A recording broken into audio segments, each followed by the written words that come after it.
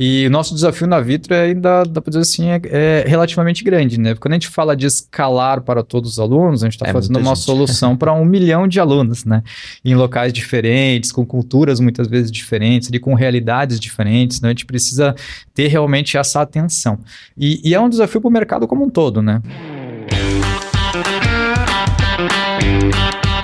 Bom dia, boa tarde, boa noite. Começamos mais um episódio dos Agilistas, o podcast que é o seu radar de inovação, tecnologias e negócios. Eu sou o Samuel e hoje a gente vai falar como que a gente utiliza tecnologia e IA para melhorar, otimizar e escalar o atendimento no setor de educação. E quem conversa comigo hoje é o Laerte Kerber Franco, que ele é diretor de tecnologia e dados na Vitro Educação, a empresa que foi reconhecida em 2025 como a mais inovadora no setor educacional no Prêmio Valor Inovação Brasil. Tudo bem, Laerte? Bem-vindo ao podcast. Tudo bem, Samuel. Muito obrigado pelo convite. Agradeço os agilistas, né, por essa oportunidade de a gente conversar um pouquinho. Então, como você comentou, meu nome é Laerte Franco, né, responsável hoje, então, diretor de tecnologia e dados da Vitro Educação. A Vitro Educação hoje é a líder no ensino superior, tanto EAD quanto semipresencial. Então, hoje nós contamos com 1 milhão de alunos, né? Em torno de 1 milhão de alunos, é variável, mas é esse o número. 2.600 polos, mais ou menos, espalhados em 1.500 cidades, né? E o tema é super propício ali, porque por ser, então, uma base tecnológica, uma base de ensino à distância, o tema inteligência artificial e o tema evolução tecnológica é o que a gente foca, é o que a gente usa para cumprir a nossa missão, que é levar para o aluno, então, né, a possibilidade de construir, então, a sua própria história de sucesso a partir de todo esse ecossistema digital. Então, de novo, muito obrigado pela oportunidade de conversar um pouquinho com vocês. Eu que agradeço já até pelo contexto aí da Vitro, para quem está ouvindo a gente. E aí, então, para a gente já começar, vamos falar de inovação, vamos falar de IA, e aí a gente quer falar um pouquinho sobre o Vitro Lab, que é o laboratório de experimentação que vocês criaram internamente para gerar essa inovação dentro da empresa. E aí, eu quero entender com você como que surgiu essa decisão de estruturar esse ambiente próprio de vocês para gerar inovação, né? Para fomentar a inovação. Não, perfeito. O nosso Vitro Lab, nós construímos, ele nasceu, dá para dizer assim, naquela início de 2023, aquela virada no boom, né, do ChatGPT, onde tá todo mundo, todas as empresas falando, né, então, sobre a inteligência artificial, sobre quanto que aquilo ali poderia revolucionar, então, a história, o mundo, e é o que a gente vem percebendo, né, agora, com as entregas e os resultados que vem acontecendo. Então, ele nasceu naquele momento. Uma coincidência também, nós estávamos construindo a diretoria de inovação, então, com a Alessandra Reis, a minha par. Então, a gente juntou as ideias, né, a combinação, então, dos nossos objetivos ali, montou, então, o Vitro Lab.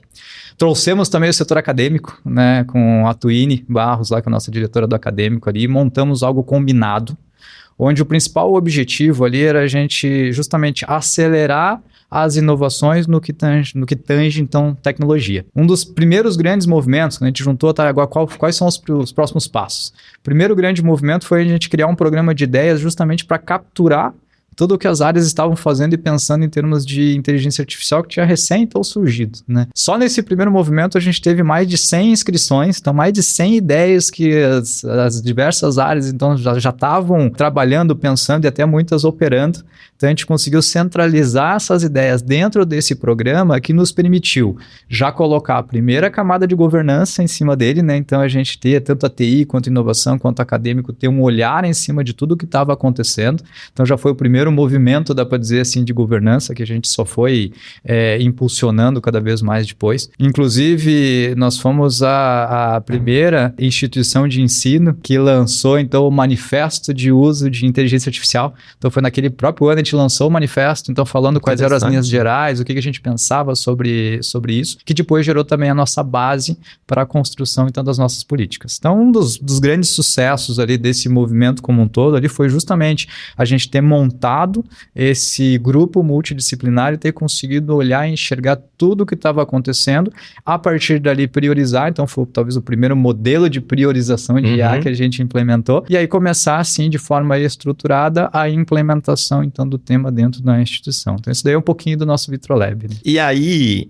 uma coisa que eu fiquei curioso, as soluções ali do Vitro Lab, né, as inovações, os produtos que vocês geram, digamos assim, eles são todos para a Vitro ou tem alguma solução que vira um produto para o mercado? Hoje, o nosso foco principal e o que está, digamos assim, é o nosso principal alvo hoje, né? E é aquilo que a gente trabalha para e é o nosso propósito, é o nosso aluno. Então, o foco de todos os movimentos que a gente faz dentro do Vitrolab é sempre olhando para o nosso aluno, né? Então, tanto para entregar para ele uma experiência melhor de aprendizado, para que ele possa não só aquele modelo antigo de só decorar, mas sim fixar, aprender e aplicar. Então, a gente sempre olha para isso, né, para essa experiência, e principalmente liberar ele de movimentos que não necessariamente ele precisa fazer. Então, por exemplo, eu tenho um problema do boleto. Não precisa ele ficar 3, 4, 5 dias, né, com aquele problema, tentando conversar com uma pessoa, conversar com outra. A gente pode aplicar, por exemplo, inteligência artificial para dar esse apoio para ele. Os agendamentos, né? Às vezes o aluno, e era natural no passado, até mesmo na época que eu estudava também, ele perdia uma data de uma apresentação, uma data de uma entrega, uma data de uma prova. Por que eu não posso aplicar, então, essas tecnologias para ajudá-lo, então, também nesse trabalho mais administrativo, operacional dele mesmo? Então, o foco principal é o aluno. Mesmo as soluções que a gente faz para os polos, né, que também dá para dizer assim, é um dos nossos grandes clientes de tecnologia, né, o polo que está lá nessas 1.500 cidades diferentes, ele também tem o aluno na frente. Então, ele está ali para também prestar o serviço para o aluno. Então, quanto eu consigo entregar para o polo que ele consegue fazer essa prestação de serviço melhor, para a gente é mais resultado, é mais qualidade no ensino, é maior a chance, então, daquele aluno ter o sucesso. Então, por enquanto, as nossas soluções desenvolvidas são todas internas, mas a gente tem muita coisa que já vem essas provocações do tipo, fizemos algo muito legal.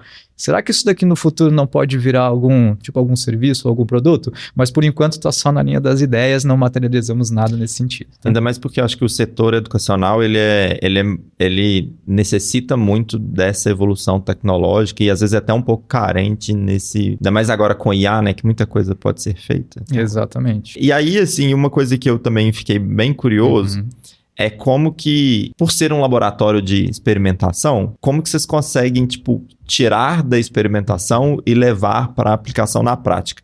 Porque eu entendo que isso é uma dificuldade muito grande de empresas grandes, de transformar esses protótipos, digamos assim, em a solução lá para a ponta mesmo. Sair do campo de experimentação só, né? Isso, é o que a gente fala do escalar, né? Pegar a solução ali que foi experimentada e conseguir realmente colocar ela para a produção. E o nosso desafio na Vitro ainda, dá para dizer assim, é relativamente grande, né? Porque quando a gente fala de escalar para todos os alunos, a gente está fazendo uma solução para 1 milhão de alunos, né? Em locais diferentes, com culturas muitas vezes diferentes, ali, com realidades diferentes, né? A gente precisa ter realmente essa atenção.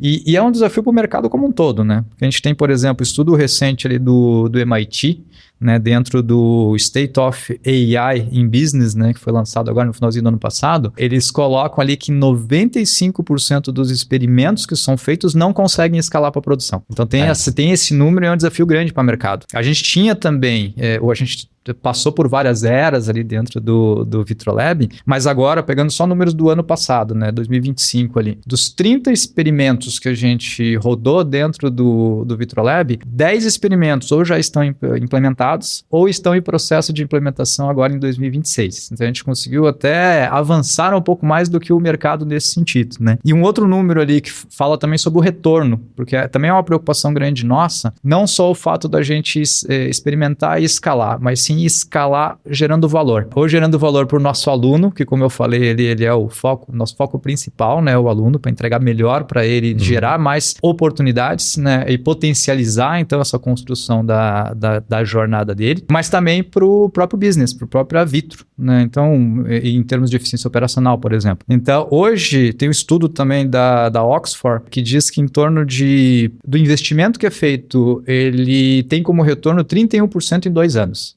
Né? Isso daqui é um estudo oficial também que fala um pouquinho disso daí em cima de captura de dados de várias empresas. Hoje a gente está na casa, só esses projetos que a gente está implementando agora, né? Ou já implementados, ou estou implementando agora para 2026, a gente já está falando dentro da Vitro na casa de 60% de retorno. Então também a gente está com esses números que dão bastante orgulho para a gente, mas isso só é possível pelo foco que a gente dá, né? Qual é que é a receita disso daí, você pode perguntar, né? Então, primeiro, começar o experimento pensando em valor. Então a gente já começa o experimento pensando qual é que é o valor que ele vai trazer, né? Não só se é um experimento bacana, legal de se fazer, mas qual é que é o valor que ele traz. Na sequência, a gente olha para o time que vai operacionalizar isso, né? Então, não adianta eu fazer com um time técnico, por exemplo, e depois eu chegar para você e dizer, tá aqui, Samuel, tá pronta a solução, opera. Teu dia a dia, tua realidade pode ser um pouco diferente. Então, gera essa fricção e a gente não consegue evoluir. Então, tem que ser o próprio time da operação que lidera os movimentos de experimento. Depois, olhar também para o resultado para o negócio. Qual é que é o resultado que eu quero trazer para o negócio, né? Então, vai ser eficiência operacional,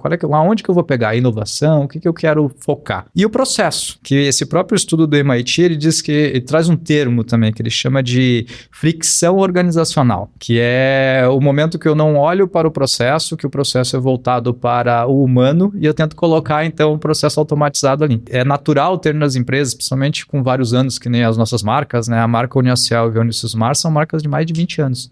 Então, às vezes é normal ter um processo onde ele tem uma dependência humana, às vezes mesmo relacional.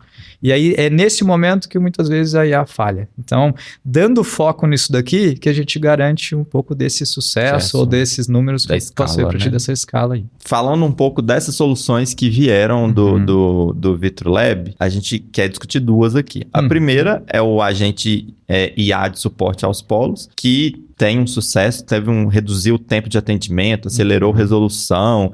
Então, assim, trouxe muita otimização para o atendimento de vocês. E experiência também para o pessoal. E aí, eu queria entender um pouquinho do que esse agente faz mesmo, para a gente entender onde é que ele está melhorando a operação de vocês. Não, perfeito. Esse aqui, ele nasceu também dentro do VitroLab. Ele nasceu em 2024, a gente já escalou ele em 2024, início de 2024, a gente começou a discutir ele ainda em 2023. Ele foi totalmente despretensioso. Então, naquela linha assim da ideia da gente discutir, foi inclusive uma funcionária da própria área de atendimento aos polos que trouxe a sugestão. Assim, seria muito bacana se a gente tivesse uma base de conhecimento, algum lugar que o polo pudesse consultar e resolver essas situações mais operacionais.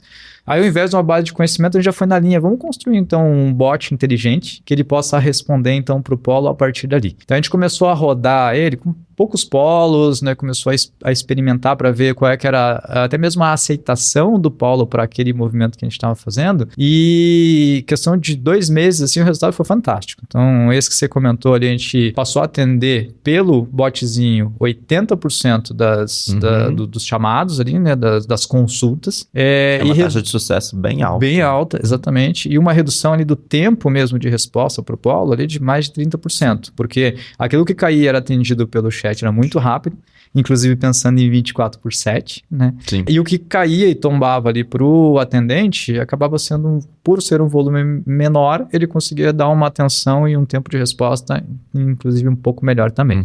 Então a gente começou pequenininho, como eu falei, e a gente expandiu em 2024, ali já até o final de 2024, a gente expandiu para toda a marca Unicelv, e agora em 2025 expandimos para toda a marca Unisysmar. Então hoje o suporte para os polos ele é dado inicialmente pela IA, pelo bot, né, pelo bot, dando os retornos, tirando as dúvidas, geralmente mais operacionais, já fazendo alguns serviços, né, para o polo, e nos momentos adequados, entregando então para o humano poder fazer a atuação. E liberando o tempo do humano então para poder focar em outras coisas, né? Que é muito importante. Exatamente, é um ponto principal. É só um ponto que eu fiquei na dúvida. Polo é a unidade de ensino. Isso, tá bom. Só para você entender um pouquinho dentro do conceito, né, do ensino digital ali, a gente tem como se fosse, imagina uma grande universidade com vários pequenos campos. Sim. Assim. Então, cada um dos polos é uma das nossas unidades que faz o contato com o aluno. Exato. Tanto no momento da captação, né, que é poder chegar, Samuel, vou te mostrar um pouquinho dos cursos, o que você acha, quais são as opções aqui e tudo mais, até de você poder estudar lá. Então, a gente tem a marca Unicelv, por exemplo, muito forte no semipresencial, então tem os espaços no polo onde o aluno vai fazer os estudos uma vez por semana, aí conforme os cursos. O aluno fazer a prova e ter todo esse suporte, né, que o aluno tem durante a sua jornada, então, dentro da Vitro, tanto no Unicelv quanto no Unisysmar. Então, é para isso que serve o polo. E a gente tem situações bem interessantes, porque como a gente está espalhado em 1.500 500 cidades no Brasil, a gente está em cidades, às vezes, muito pequenininhas. É isso que eu tava pensando. E muito distante. Então, a gente tem situações que a gente tem até o polo barco, né? Então, lá no Rio Amazonas, tem o polo barco que ele vai até as localidades, leva os materiais, dá essa possibilidade, então, do pessoal estudar. É a nossa bandeira, que é democratizar o ensino superior no Brasil. E assim, eu acho que é igual você falou, assim, o principal player de vocês, o mais importante é o aluno, né? Então, você conseguir levar a educação até ele e ajudar ele também a resolver os problemas que acontecem ali no dia a dia é muito importante, né? Exatamente. O sucesso da Vitro é o sucesso do aluno. O sucesso da Unicel, o sucesso da Unicesumar é o sucesso do aluno. Essa é a nossa meta. E aí, assim, né, igual você comentou dos ganhos, dos resultados que vocês tiveram aí, de 30% do tempo de atendimento, 80% de taxa de sucesso na resolução no primeiro contato. Quais são os principais desafios para chegar num nível de eficiência desse tamanho? Olha, não são poucos, né? Não são poucos os desafios. Vamos pensar assim, por exemplo, numa ferramenta como essa ali para atendimento dos polos, né?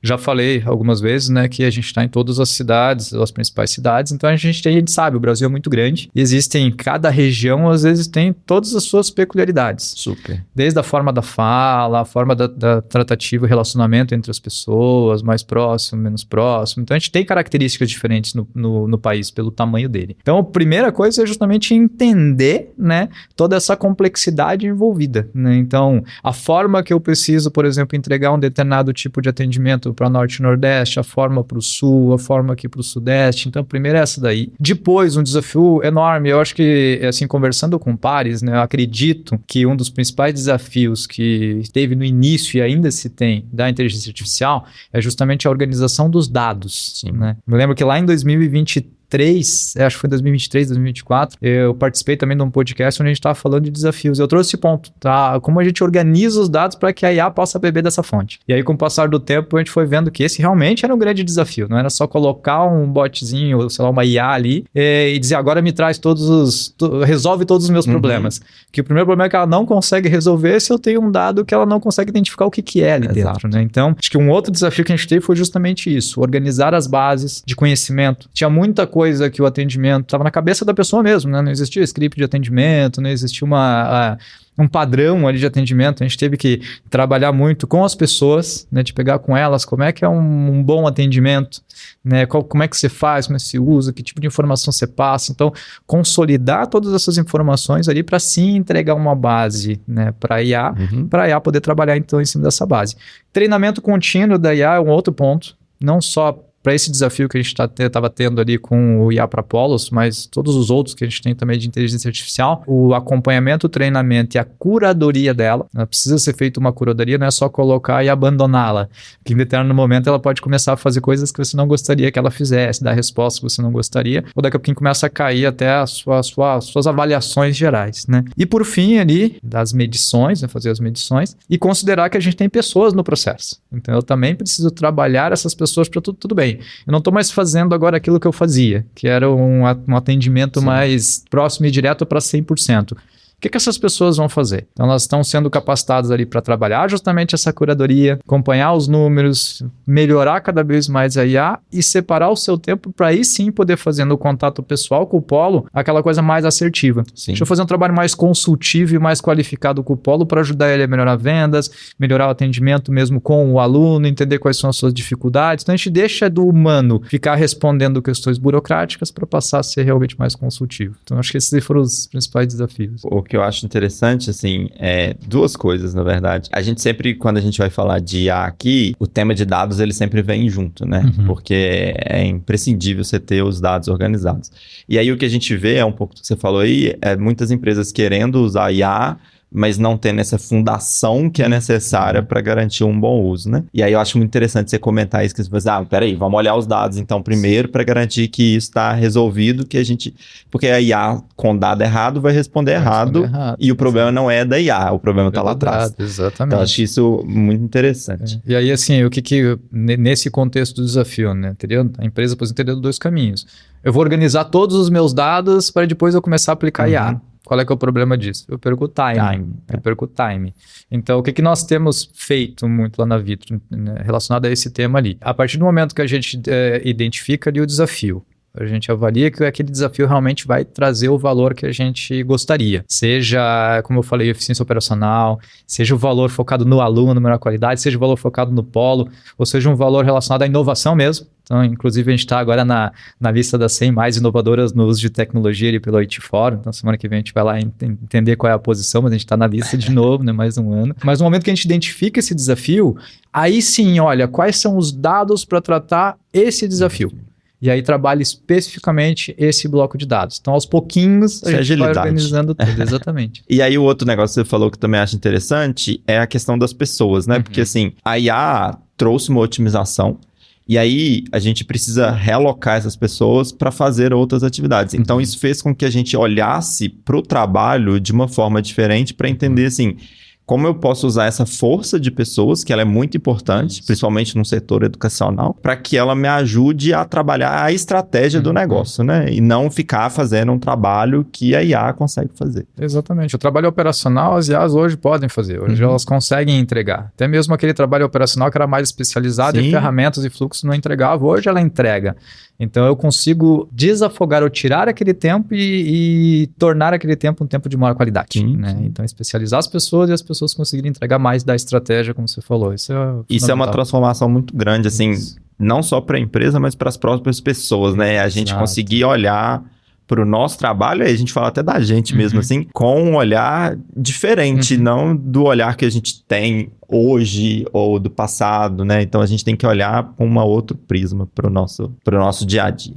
E aí, outra solução que também veio da VitroLab que eu queria falar é a Sofia, que é uma inteligência artificial para atendimento do aluno. Ela também, igual o agente de suporte aos polos, trouxe resultados impressionantes, porque praticamente 93% das solicitações são atendidas de ponta a ponta com a IA e tem uma eficiência operacional financeira maravilhosa de 1,2 milhão ao ano. Então, que é muito importante. E aí, né, igual você falou aí do cuidado com o aluno no atendimento e tal, como que vocês conseguem equilibrar essa busca por eficiência, que ela é muito importante, com esse cuidado de garantir que o aluno vai ter uma boa experiência no ensino dele ali como um todo, né? Esse foi talvez uma solução ali que mais nos empolgou, porque é uma solução, como eu falei, voltada. A outra solução era voltada para o polo. Essa é uma solução voltada diretamente para o aluno e que ela abre portas fantásticas, né?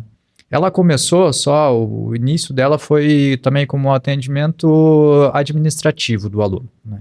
Da mesma forma ali que o polo, assim, o aluno não precisa perder tempo com algumas coisas, né? Antes ele tinha que contatar o call center, ou mesmo ir até o polo, então se deslocar, né? Esses polos que a gente falou das cidades, ele ia até o polo para resolver algum problema, que muitas vezes é um problema simples. Ele queria só, às vezes, tirar uma segunda via do boleto, ou entender a composição do boleto. Isso é natural, é normal, porque tem ali o valor do curso, às vezes tem um curso adicional que foi colocado, tem um desconto que foi recebido no polo. Então tem toda ali uma lógica ali por trás do boleto, que às vezes ele só ficou na dúvida. Só quer tirar aquela dúvida de como é que está composto. Né? É rápida, só como é que está composto o boleto. E às vezes, assim, a pessoa trabalhou o dia todo, né? E, cheguei em casa à noite. Agora só que eu consegui tempo de olhar isso daqui. Aí chegava à noite, aí o atendimento não era 24 horas, por exemplo, ou teria que se deslocar até o polo, teria que esperar até o dia seguinte. Com a IA, com a Sofia, né, que foi o nome que a gente batizou ela inicialmente para a Uniaselv, e agora ela já está também na Unicesumar, aí com outro nome, mas é a mesma engine, ela chama Edu na Unicesumar, mas é Sofia na Uniaselv. Ela permite tanto esse atendimento a qualquer momento, que o aluno precisar. Um atendimento dentro do nosso ambiente virtual do aluno, que é o nosso AVA, ou via WhatsApp também, então ele consegue usar os dois canais.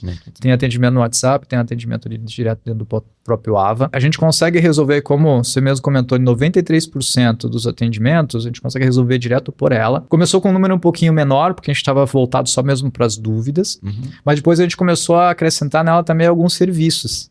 Então, o aluno pode, tanto ele pedir alguma informação do boleto que é mais personalizada, não é só de uma base de conhecimento, mas ele vai direto nas nossas plataformas para entender, quanto mesmo solicitar alguns serviços. Uma abertura de protocolo, uma movimentação, muitas vezes ele pode fazer o pedido, por exemplo, de uma transferência, ou o pedido de uma revisão, às vezes de uma disciplina, ou pedidos que ele deveria antes entrar dentro de uma plataforma, abrir, por exemplo, um protocolo, ele pode fazer na conversa com a nossa IA.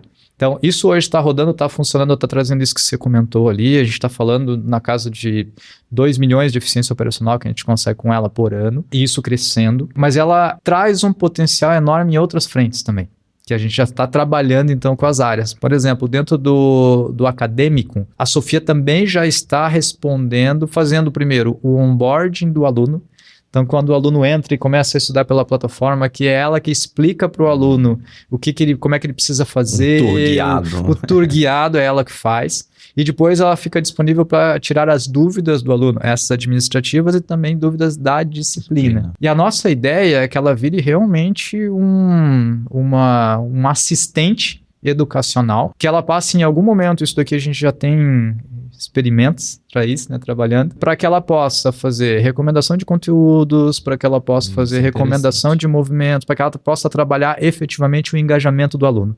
Então a gente não criou só um chatbot, a gente criou realmente, né, uma assistente, uma inteligência que vai acompanhar o aluno durante toda a vida dele. Então agora a gente só vai estar acrescentando os conhecimentos e os perfis adicionais que a Sofia precisa ter para ela conseguir realmente fazer isso com o aluno. Essa questão de conseguir olhar um pouco para frente, né? Isso é bem interessante. E aí outro bom resultado foi o aumento da nota média do atendimento ao aluno, né? Que passou, se eu não me engano, de 4 para 4.2. 4.2, sim. Isso. E aí, como que vocês acompanham essa qualidade de um modelo híbrido, né? De educação e de atendimento, para garantir que a IA, ela vai gerar essa conexão com o aluno, não vai gerar frustração, não vai gerar um distanciamento, né? Isso é bem importante, tá? E eram as discussões e preocupações nossas como um todo, porque no momento que você terceiriza para uma inteligência artificial, um atendimento que antes era feito pelo humano e mais talvez personalizado, você tem sim essa preocupação com relação a, tá bom, isso não vai ficar robotizado, né, que a gente brinca, né, não vai ficar robotizado esse movimento. Então, junto com a entrega disso em produção para o aluno, a gente colocou toda uma camada ali de acompanhamentos. Então, a gente botou indicadores quantitativos, por exemplo, a gente colocou ali justamente esse, né, qual é que é o nível de qualidade ali a nota de qualidade do atendimento, que aí com o passar do tempo a gente saiu, você comentou, de 4 para 4.2, então a gente melhorou a percepção do aluno ali na qualidade do atendimento. Mas também tem outras coisas, tipo taxa de resolução, que isso impacta diretamente a qualidade. Antes eu resolvia o meu problema em 3 horas, agora eu resolvo ele em 2 minutos. Pô, estou melhorando também aquilo que eu estou entregando para o aluno. E entender, né, no contexto geral, constantemente como é que a IA está se relacionando com o aluno. A gente traz também outros indicadores e avaliações qualitativas, né? Primeiro, acompanhar às vezes mesmo algumas iterações. Então, a gente tem um time que hoje faz de forma manual, né? Pega como fazia antigamente, que é pegar assim, deixa eu pegar esse atendimento que o Samuel fez aqui, deixa eu ver como é que foi o atendimento dele para poder dar um feedback para ele. Então, para a IA é a mesma coisa. Eu preciso ter alguém ali acompanhando como é que foi o atendimento da IA para poder voltar para a IA, botar ela numa salinha e deixa, Sofia, deixa eu te dar um feedback aqui de como é que você poderia ter tratado diferente, né? E hoje, inclusive, experimentos que a gente também está conduzindo para esse ano, é colocar também uma IA que faz a monitoração da IA e pode dar um feedback para a IA. Então, isso daqui também a gente já está fazendo. É um loop, né? Então, já é uma próxima evolução. Mas esse trabalho junto com a IA, inclusive de encontrar qual é que é o ponto certo para devolver para o humano, para o atendente humano, também é uma das coisas que a gente acompanha e também é um fator fundamental. Porque em algum momento você vai chegar e vai dizer, cara, eu não quero conversar mais com uma IA. Eu quero realmente trocar ideia, conversar com uma pessoa que possa, muitas vezes, me entender melhor, né? Sim. Então, esse momento da virada de chave, que em qualquer momento durante a conversa o aluno pode fazer isso. E a própria IA, ela percebe, né, como é que o aluno está na troca de mensagens, ela também já faz essa transferência, então, para o humano. Então, esse equilíbrio, esse híbrido que você comentou ali entre o atendimento da IA e o atendimento do humano, que é o fator-chave para que a gente possa realmente entregar, né, essa qualidade, criar esse equilíbrio, então, nessa qualidade. Eu estava até lendo um estudo esses dias que, quando a gente fala de chatbot de atendimento para IA, um dos grandes desafios que quebram muito a experiência do usuário é essa etapa que a gente chama de transbordo, né? Quando sai da IA e vai para um atendimento humano. Porque isso geralmente gera algum tipo de fricção, se o atendimento não é fluido, a pessoa tem que começar um atendimento de novo. Então, essa parte de conseguir fazer uma transição bem feita, eu acho que é o que gera a conexão que que você disse tanto. Exatamente, ela faz parte da experiência, Sim, né? sim. Então, às vezes, a IA pode não resolver o problema do aluno, mas ela vai gerar tanto uma percepção positiva quanto uma percepção negativa, a forma que ela fizer Exato. esse transbordo. Então, primeiro, se ela não fizer, o aluno está aí tentando, não, eu não quero falar com você, eu quero falar de volta lá para o inicial, né? Você tem que começar tudo de novo, então gera frustração. Ou manda para o atendente humano, e o atendente humano diz, tá bom, vamos começar tudo de novo. Qual que é o seu nome, Qual né? que é o seu nome? Que já aconteceu, mesmo sem IA, Isso é normal, né? Já acontecia com várias empresas Sim. e você passar por equipes diferentes e toda vez que passar para outra equipe você tem que explicar tudo de novo. Então, pô, já gera uma frustração, Gigantesco. já gera uma percepção de baixa qualidade. Então, acho que essa troca, eu não preciso que a IA resolva 100%. Eu preciso que ela resolva até onde é a responsabilidade dela e ela consiga fazer isso fluir bem. E aí, a gente falou das soluções que vieram do VitroLab, eu queria voltar um pouquinho nele para te perguntar, assim, você já pincelou durante a nossa conversa algumas coisas de futuro aí, né? Já falou do assistente, de evoluir para isso, você acabou de falar aí desse monitoramento de uma para outra e de dando feedback, mas o que a gente pode esperar aí para o futuro, de alguma coisa que você acha interessante? Tem algum tipo de solução? A gente falou de solução, por exemplo, para o polo, para o aluno, para o professor, tem algum tipo de solução? Tem bastante coisa que a gente está pensando. Tanto as nossas soluções, vamos pensar, soluções que a gente já tem priorizado, experimentos que já estão chegando, né? Tanto para o professor, quanto para o funcionário, quanto para o aluno, a gente tem mais um monte de movimentos assim. Então, vamos pegar o caso do professor, trazer alguns exemplos, né? O professor também tem um trabalho, né? Que é um trabalho administrativo maçante, dois, na verdade, voltado para as avaliações. O primeiro é que o professor precisa gerar questões. E a gente precisa estar sempre rodando, porque, por exemplo, não adianta, por uma disciplina, o professor gerou algumas questões, se para o próximo período ele mantiver exatamente as mesmas questões, daqui a pouquinho a gente vê situações ali onde o pessoal está disponível na internet. A gente já fez muito isso no passado. Exato. Então, quem não fez, né? Um pouquinho disso daí, né? Então, sempre tem. Então, a gente, para poder ajudar o professor nisso, também tem uma inteligência artificial que está sendo implantada também esse ano. A gente já fez... Na verdade, ela já está rodando, mas não da forma que a gente gostaria. Ela está usando uma outra plataforma que a gente tem interna chamada VitroChat, que a gente usou para, nesse contexto da governança e segurança, para substituir o uso das plataformas open que as pessoas usavam, ChatGPT, Gemini. Então, a gente tem o VitroChat, que é a nossa plataforma. Em cima do VitroChat, que é a nossa plataforma, a gente já tem a geração de questões dos professores. Eles já estão usando para gerar possíveis questões, para validar, ajustar as questões e devolver para o nosso banco de questões. Então, esse daí é um movimento. O que a gente está fazendo agora é só mais automatizando isso, para não ficar só naquele processo ainda manual. Já reduziu muito o tempo dos professores, mas dá para reduzir mais ainda. E o outro processo é mesmo a avaliação de respostas, que é a outra ponta. Então, eu gero a questão e depois eu preciso avaliar aquelas questões. Então, o professor também ele despende bastante tempo na avaliação das respostas do aluno, sendo que ele tendo também um assistente, ele poderia otimizar isso.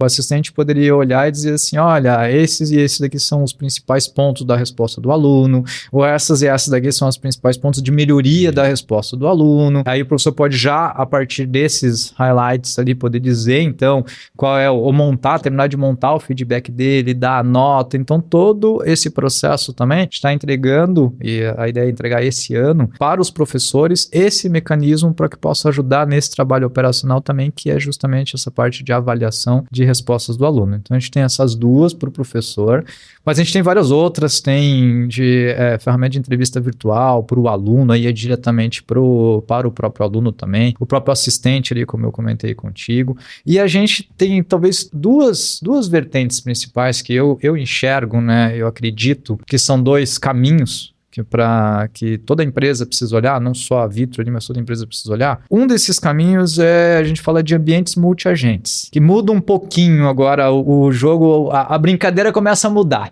ela começa a ficar talvez um pouco mais complexa, né? Porque antigamente você tinha os agentes independentes, na grande maioria chatbots, como alguns exemplos que eu trouxe aqui, mas tem também outros agentes, como exemplos que eu dei aqui também de assistentes, que fazem algum tipo de trabalho, mas a pegada agora e o jogo agora é como é que eu boto esses agentes juntos interagindo para poder entregar, então, um serviço que antes individualmente não era possível. A própria Sofia foi o exemplo que eu dei para você agora há pouco. Por exemplo, na personalização de conteúdo para o aluno, eu posso pegar, por exemplo, o Samuel e eu posso ter um agente que entende o perfil do Samuel. Então, eu fico constantemente entendendo assim, o Samuel é um cara que gosta de estudar, não tem muito tempo durante o dia, ele gosta de estudar à noite, ele só tem 15, 30 minutos que é o tempo que ele estuda e geralmente ele gosta de escutar os podcasts, né? Aí eu posso passar isso daqui para um outro agente que está orquestrando isso e dizer assim, olha, esse aqui é o perfil do Samuel, o que nós vamos fazer com ele? Aí esse outro agente pode dizer, olha, a gente precisa gerar um conteúdo específico para o Samuel. Aí pode perguntar para um outro agente e dizer assim, olha, agente de conteúdo,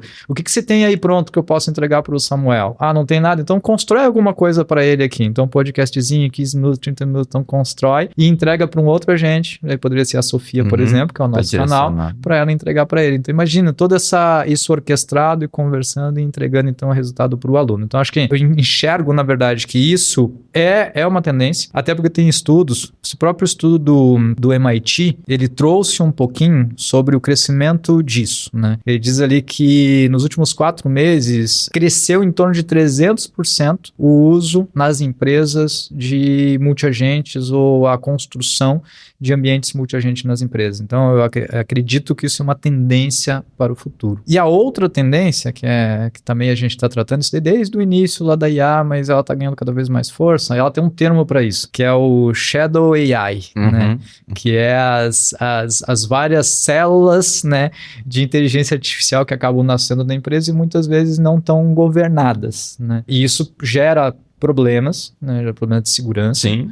Né? Estudos também ali mostram que esse daqui foi do CyberDate, 40% dos funcionários entrevistados, foi feita uma entrevista no ano passado, 40% confirmaram, né, ou comentaram que já colocaram algum tipo de informação sensível numa ferramenta open source, né? E ali a gente tem todas as entrelinhas dessas ferramentas open source e que esses dados podem ser usados para treinamento da própria ferramenta. Então traz um risco, né? Imagina se você botar um planejamento estratégico lá e pedir para ela trazer um resumo, né? O que pode ser feito com isso? Depois alguém pode consultar lá a ferramenta, me diz qual é, que é o planejamento estratégico da Vitro. Aí tá todo o planejamento lá, né? Ali. Então é o cuidado que tem que ter. O que a gente tem feito na Vitro para isso, né? A gente implementou então a governança, que eu já tinha comentado contigo, construiu, né, a nossa ferramenta, nosso Vitro Chat, mas agora a gente está dando passos além, né? A gente está entregando para as áreas os bloquinhos, as caixinhas de ferramenta para cada necessidade diferente. Então está formalizando quais são as ferramentas que já foram homologadas, estão disponíveis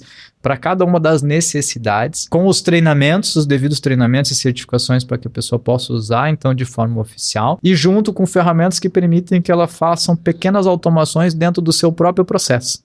Então, além de eu poder construir agentezinhos com as ferramentas, eu posso construir agentes que eles trabalham dentro de fluxos, é óbvio, dentro dos guarda-reios de segurança, dentro das integrações que a gente está entregando também, mais integrações de forma segura, pelo menos a gente está oficializando, né, o uso dessas ferramentas, o uso dessas Shadow AIs estão oficializadas e principalmente governadas para a gente evitar a segurança. Então, acho que são creio que são essas duas principais linhas, então, que o mercado todo está seguindo, não é só a questão da Vitro, mas o mercado todo está seguindo. Lá na DTI, com os nossos clientes, a gente fala muito dessa arquitetura multiagêntica e a gente também tem falado muito desses Shadow AIs mesmo, porque são, de fato, coisas muito importantes que vão melhorar a utilização da IA dentro da empresa e que fornece, no final das contas, uma geração de valor maior, né? Mas aí tem um outro ponto aqui, pra gente, de fato, agora ir pro finzinho, que é, a Vitro é uma instituição de ensino, então vocês entendem que apostar nesse tipo de iniciativa de inovação, com o Vitro Lab, por exemplo, é muito importante pra aprendizagem do próprio aluno ali, né? E, no fim das contas, pra atrair mais talentos pra dentro da instituição de vocês. E aí, eu queria perguntar, assim, pra você, no papel de diretor de tecnologia, qual que você acha que é a importância das empresas apostarem nesse tipo de estrutura de inovação interna? Olha, eu vou te dizer que ela é quase que fundamental para a sobrevivência, né? É óbvio que tem mercados hoje que são talvez menos tecnológicos, sim, né? Sim. Não tem nenhum que hoje que não dependa em determinado nível de tecnologia, mas são mercados menos tecnológicos. Mas a gente olhando, percebendo, vendo, né, tudo que tem acontecido e todas as possibilidades, eu creio que as empresas que não derem uma atenção para isso, não necessariamente pode criar toda uma estrutura como nós criamos na Vitro, né, com pessoas, com laboratório, com ferramentas, com governança, mas criar as estruturas mínimas que possam dar a atenção para esse tipo de movimento, trazer essas tecnologias para dentro de casa, de alguma forma experimentar, mas sempre com foco, né, e é o que eu acredito, né, sempre com foco no valor para o negócio, não só experimentar por experimentar, né, senão fica que nem eu li um termo na Febraban ali, um artigo que eu li que falava assim do teatro da inovação, né? Então para não ter o teatro da inovação, bastante, né, que eu levo só para mostrar para o mercado que eu estou fazendo, mas efetivamente gerar o resultado, então deve-se criar essas estruturas, essa governança e deve dar realmente uma atenção, um foco para isso tudo que está acontecendo, né, para IA, para automação, para a tecnologia como um todo. Então, acho que é algo fundamental no que eu, Laerte, acredito. Né, mas eu acho que é fundamental, assim, que o mercado comece, de fato, a ver isso, porque o mercado está ficando muito difícil para todo mundo, né? Então, eu acho que você começar a fomentar a inovação dentro de casa é muito importante, porque ninguém melhor para saber como inovar do que quem conhece já as pessoas, quem conhece o seu cliente, que são as pessoas que estão ali dentro, né? Então, exatamente. Assim, e a parceria principal, só pensar, a parceria principal com as áreas de negócio. Sim. Porque também não é no meu papel, por exemplo, responsável pela tecnologia, a tecnologia não vai fazer tudo sozinha. A tecnologia é o meio, exatamente. Então, a gente vai prover as soluções e vai trabalhar de forma conjunta, né, de braços dados, para aí sim poder construir algo que gere valor para a empresa. Olhando para o processo, olhando para a expectativa, né, olhando para números ali, para indicadores, olhando para o nosso cliente final, sim, que no caso da Vitro Reforce é o nosso aluno, então tendo essa visão. Enquanto tecnologia, a gente trabalha muito realmente para que o time todo também tenha essa visão do negócio, para não ficar naquela caixinha que às vezes é normal da tecnologia, mas quem conhece muito mais o que está acontecendo no negócio são as áreas. Então, se a gente não trouxer junto e fazer de forma conjunta, não vai atingir o melhor resultado. Que bom escutar isso. E aí, agora, para a gente encerrar, Laerte, eu queria que você deixasse uma indicação de um livro, um artigo, um outro podcast, algo que você acha interessante aí para os nossos agilistas. Primeiro é continuar estudando os agilistas ali. Obrigado. Isso daí é fundamental. Eu acho muito legal o quanto que vocês se movimentam em termos de diferentes temas, sim, né? Sim. Não ficar só no tema agilidade, né? Mas já vi foco ali em segurança, foco, por exemplo, em inteligência artificial. Então, tudo que está acontecendo em termos de tecnologia. A gente tenta trazer um pouquinho. Exato. Não é o único foco, então é uma base muito boa ali de conhecimento. Tá? Então, foco ali. E pensando em livro, eu li um recentemente, inclusive vou dizer assim, colega meu, grande amigo ali, que é o Bruno Machado. Ele escreveu recentemente um livro, que o livro é Conectando o Futuro, Estratégias de IA e Transformação. Então, esse livro ali é muito bacana. Então, e é realmente... Famoso Brunaca. Então, é um amigaço meu ali, uma pessoa muito legal, muito querida de conversar e aí o livro dele realmente está muito bom. Então, fomos no lançamento do livro do Brunaca. Isso. Então, muito obrigado pela participação hoje, Laerte. Eu adoro falar sobre o setor educacional porque ele é sempre bem inspirador e é legal falar com alguém que está fazendo tanta inovação e que é reconhecido por isso também. Então, obrigado pela participação. De novo, agradeço mais uma vez ali a vocês ali pela oportunidade, você pela condução ali, muito bacana, foi muito boa esse bate-papo aqui. E a gente sempre, eu acredito, né, que essas são trocas, né? Sempre aprende um pouquinho, leva um pouquinho, traz um pouquinho, então acho que isso é realmente muito bacana. E principalmente no meu caso, estou trabalhando num setor ali que ele é apaixonante. Né? Sim. Brincava com o antigo líder meu, ele dizia assim, olha, você vai chegar aqui, aquele mosquitinho da educação vai te picar e esse daí realmente você vai ficar viciado. E é realmente o que acontece. Então a gente enxerga propósito, enxerga a evolução do nosso aluno, enxerga ele realmente transformando a vida dele, então isso é muito legal. É clichê, mas a educação transforma mesmo. Exatamente. A educação precisamos disso cada vez mais. Para quem escutou a gente até aqui, dá para avaliar na plataforma de streaming preferida, dá para deixar o comentário no Spotify também. A gente tem o nosso LinkedIn para conversar com vocês e a gente tem a nossa newsletter mensal. Muito obrigado, até o próximo episódio.